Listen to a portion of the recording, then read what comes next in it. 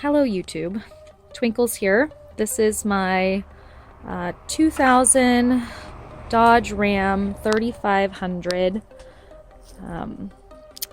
manual two-wheel drive dually. And today we are going to actually be unboxing all the parts that we purchased to replace the front end suspension on this truck. I recently went and bought new tires for this truck. I got a smoking deal on it. It was almost given to me. Not quite, but almost. So bought new tires for it. They were totally bald. These are some pretty good tires. Got them from Big O. They are the Cooper. They're by Cooper. I'm trying to remember what size they are exactly. Oh yeah, the LT 235 85 R16s. So they are basically, they're like commercial grade heavy duty 10-ply tires. 6 of those. It's got a little bit of body wear on it. It's an older truck, being a 2000. It does have some work that needs to be done. So that bumper needs to be fixed. The lady who had it before me she ran into a few things. So, I'm gonna repair this fender later. Little fiberglass and some paint. And I've already actually pulled out the air conditioning system and replaced that. I understand why they charge so much at the shop for that. Because to do that, you have to remove the entire dash. It's all down in there.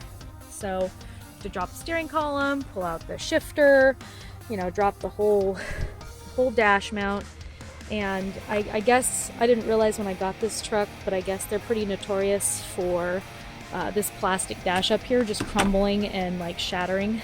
So the dash was all broken when I got it. So I have to buy a new dash for it and probably a new bezel to go on the front. Those are about $500 just for those 2 pieces of plastic, which is kind of ridiculous, but anybody else that owns a Dodge truck of this year-ish will know what I'm talking about. Other than that, it's in pretty good shape. Needs a new headliner. Probably get that done. Seats are okay, except for that typical driver's side tear on the seat. On the driver's seat there. They all seem to tear right on the edge. So it's a nice truck. It's got the 5.9 Cummins in it. And apparently I need to open the hood and show you what it looks like under there. So, there's the tear, and obviously the padding is just, yeah. So that needs to be replaced, but it should be a nice truck once I get it all taken care of. With the right lever, that helps. Has some nice brake controller in it. Other than that, it's pretty stock. Doesn't have anything else done to it. It's got about 220,000 miles on it, which is, like nothing on a diesel. So, especially a Cummins. So over here, I might, probably have some pictures of where I replaced. I didn't do very much video. I'm not great with video, but I did replace the AC system over here, and I'll probably have some pictures of that. Make a nice montage or something of the AC replacement. But it's a pretty nice motor. It's pretty clean. No problems with it. I did actually, when I was bringing it home, I drove it home on the highway, and the woman that I bought it from, she asked me, she was moving to where I live, and she asked me to move her horse trailer for her with a bunch of stuff in it. So I'm towing down the highway. I hit a hill, and I was halfway up the hill, and I gave it gas, and I got no power. So I thought, shoot, I just got this thing, and I blew the motor or something. I kind of freaked out. There was a loud bang, boom kind of a noise, and no power. It was still driving, just no power. So got home and took a look at it later. I was afraid I'd like destroyed it just driving it home, but it turned out that one of these awesome little clamps here on the turbo boot had blown off. So the turbo intercooler boot. So you can see it down there with those two clamps there. So it just that was all it was. Bolted it back on. Truck ran great. I love this truck so far. It's got lots of power, and can't wait to get the front end suspension working better, so I don't have to worry about losing a wheel driving down the road. So we're gonna unbox the parts now and take a look at what we're gonna replace. What's up, YouTube? Just wanted to check in a little bit. Just doing a little bit of work on the trucks today. We're actually working on Twinkles' truck. So not working on the Fords today. We're actually working on Twinkles' little F-250. We're actually working on Twinkles' little Ram 3500 dually. It's a pretty bitchin' truck. I like it. Ram 3500 dually with the Cummins diesel 24 valve. And we're trying to get her a working air conditioner. So I bought all the parts to do it, and she took her battery out already and her air box, and we're just trying to get down in here. The compressor's down in there in the bottom. And again, I'm not going to go through all the steps. There's other videos, guys, on YouTube that have already done it already, and they probably do a better job than I would. Just doing this more of a journal, I guess, a blog of our life, our vlog, and maybe just give you an idea, you know, if you are going to do this, what it takes. But the compressor is down there. So here's the alternator right here, and the belt, and then underneath all that down in there is the compressor. Tiny little thing down in there. It's one way down here. So we got to try and get that off today. She just called. She's down at Harbor Freight parts stores and was asking if she thought that I had all the tools to get it off. And I told her I thought we did. So now I've committed to this. And we'll see how that goes. So she really needs an air conditioner if she's going to drive this truck. And I want her to sell her little car and just drive this. I feel safer with her in this anyways. I don't want her driving that little tin can Kia car of hers around. No offense to anybody who drives a Kia car, but those little tiny cars, you know, Honda Civics, whatever, they just don't feel as safe as if, you know, you're in a truck. I'd prefer, you know, my wife to be in a truck like one of these three. Just a lot more mass to protect her around my precious wife. So anyhow, yeah, that's what we're doing today, guys. Probably check in later when we get a little further along. Show you the stereo when I get it hooked up, hopefully today, if I get it hooked up today. And maybe show you the new compressor when we get it in. I'll try and get some shots of us wrestling it out of there. And we're replacing pretty much the entire air conditioning system. So this line here's got to go. You know, it's connected up here to the front. That part's got to come out right there. Once we get all that out, the compressor and everything, like I said before, has got to come. The line that goes in there, and then there's a piece, I think, that's actually inside the dash. She took her key and it's locked, or I'd show you, but we're going to pull the whole dash and everything all apart. We're actually getting her a new dash. The previous owner broke the dash, so we got to replace all that. But I think down inside of there is actually where the rest of the air conditioner sits, because there's not a box here like there is on the Fords. I think it's underneath inside the cab.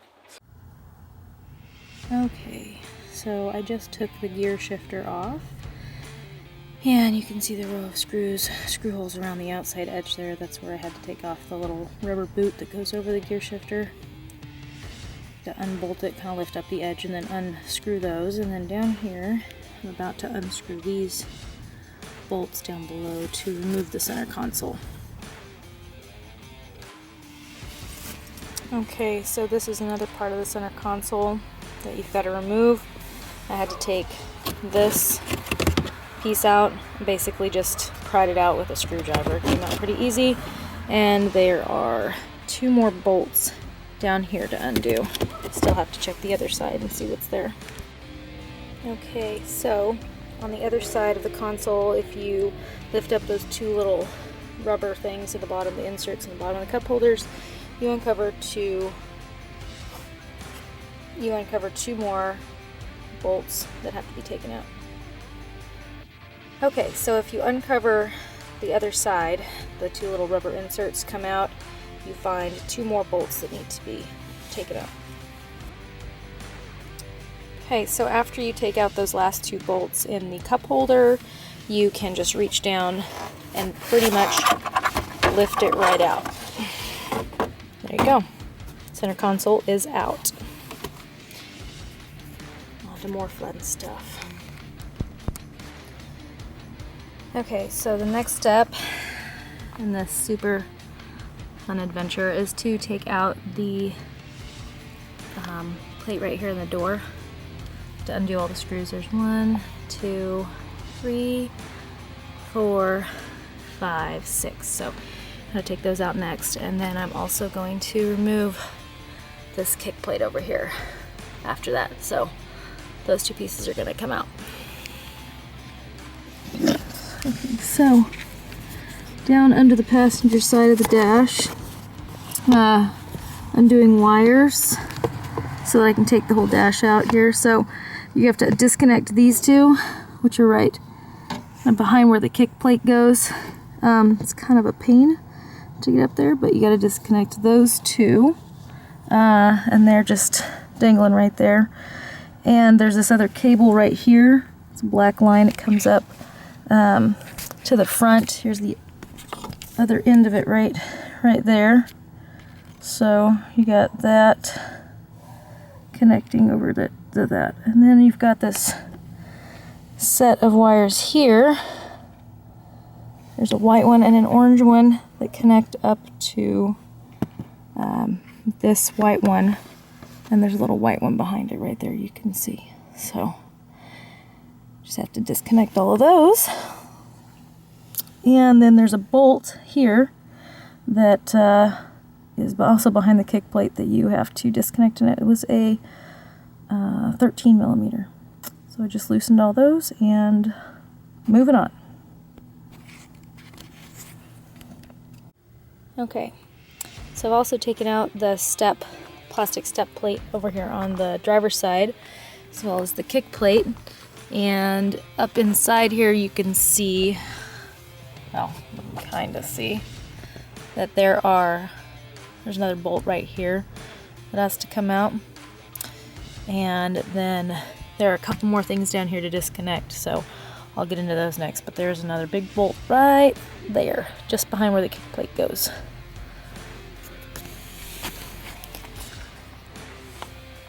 Okay, so what I just did is I disconnected the hood release. Not disconnected, but unscrewed and let it drop here. This truck, when I bought it, came with a horn that was added, so I had to unscrew the horn button from up here, and I'm gonna remove this panel here and pull that out. I had to take off my brake controller because that was also tied to this panel here. You can see the clip right there. I'm going to, in a second here, disconnect the OBD reader that's right there. I've got to drop that out too.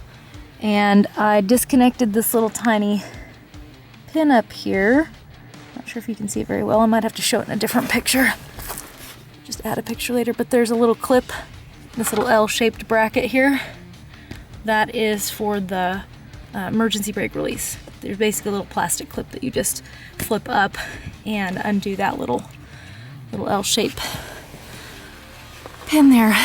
All right, and next I'm going to take off this panel. Already unscrewed it, but I'm going to take off this panel and start disconnecting the wires behind there. Okay, so disconnected the OBD sensor over there, and then disconnected any wires.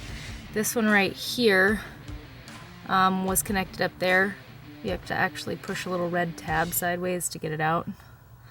And then this yellow one was connected to this piece right here that I actually just took off the bottom here, just unbolted, unscrewed, so that I can drop the steering column. And just make sure that you have any wires or anything out of the way. You don't want anything connected to the dash when you finally take it out. Can tear wires and stuff. You don't want to have to replace things. So, about to try and drop the steering column. I'm going to take out these bolts right here, one on either side, and see if that does it. Okay, so we've lowered the steering wheel here. It's resting on the seat. It was just those 2 bolts, and now I am disconnecting these 2 bolts here in the center above where the center console was. There's one, I took the nut off right there, and another one right here. About to get that off. And then I'm hoping the dash will lift right out after that. I gotta check and see if there's any more connections that I missed.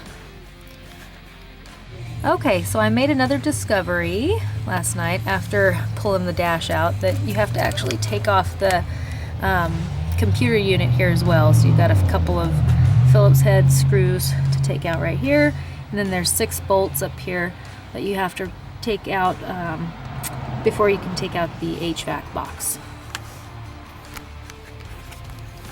So as you can see, I ended up cutting off my heater core hoses because they were basically melted on there. I'm gonna have to cut those the rest of the way off, and then I'm now replacing the heater core because trying to remove the hoses ended up with that. You can see that the ports are kind of smashed, so that didn't work. And the only reason I had to remove those so I could get the HVAC unit out. But this bolt, you can see that bolt sticking through back there. That right there, pretty darn hard to get out, I'm not gonna lie. That was the hardest part of this whole thing, just getting that one little bolt out, because it's right behind the valve cover and not a lot of space in there. So I put some PB Blaster on it because it was all caked and nasty. Got that off. As long as you can break it loose with a crescent or something, you can remove it without a wrench, but it was pretty difficult. So anyways, on to the next part, removing the bolts in the interior. So we got all the parts for Twinkles' truck in, and she just dove right in there last night. I wasn't feeling very good, so I went to bed. And I came out this morning, and she completely removed the whole dash, and she's almost down to where she needs to be to get down to, what is it, the evaporator or the condenser? I can never remember. The evaporator and the heater core. Okay, the evaporator and, well, now the heater core, because we're trying to get the heater lines off. I kind of smashed the ends of them, so I guess I'm buying a new heater core for her now. Yeah, got the dash all off. She's pretty much inside the dash now, like literally inside the dash.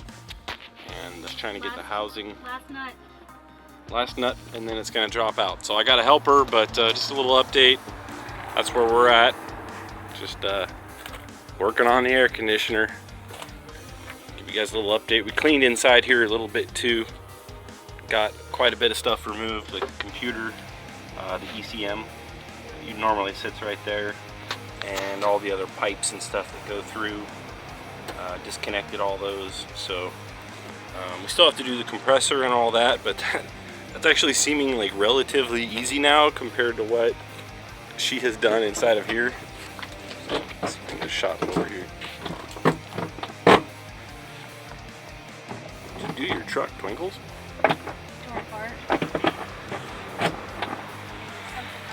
So anyhow, just check in with you guys later when maybe we get the air conditioner out. Evaporator out. Okay, so the interior bolts that have to be removed are here and right over here by the door.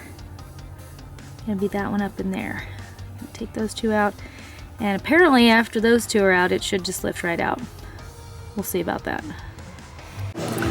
Okay, so that seemed to work. Took those two nuts out. I had to trim back some of the insulation there to get it out. This corner right here did not want to come out, so I had to trim that back. And then back here you can see those heater core ports that got pretty smashed when we were taking off the lines. So that heater core is going to be replaced. And then these ones, we couldn't get them disconnected, but we figured we're replacing the evaporator anyway, so we just ended up cutting them because we didn't want to deal with trying to disconnect the lines way back there. So that's done. I'm going to figure out how to take off the heater core and pull out the evaporator now, so that'll be the next part of the video here. Okay, so it's basically a giant sandwich. You have to flip it over, and then there's about 20 screws that you have to take out, and then you can actually pull it apart. There's a couple of wires that you have to unclip also, just to be able to get it apart. But there's the two. This is after I shop vacked it out. It was full of I don't know, so much junk, pine needles, dirt, a lot of stuff in there. So it's apart. You can see the spaces right here where the evaporator and the heater core both go. They both fit in there pretty nicely. The heater core you can actually get in and out without having to take this apart, but the evaporator you totally cannot. It's pretty impossible. So anyways, so that's where they both sit. I'm going to put the new parts in, and I'll show you how I put them in after I get them sitting in the HVAC box here.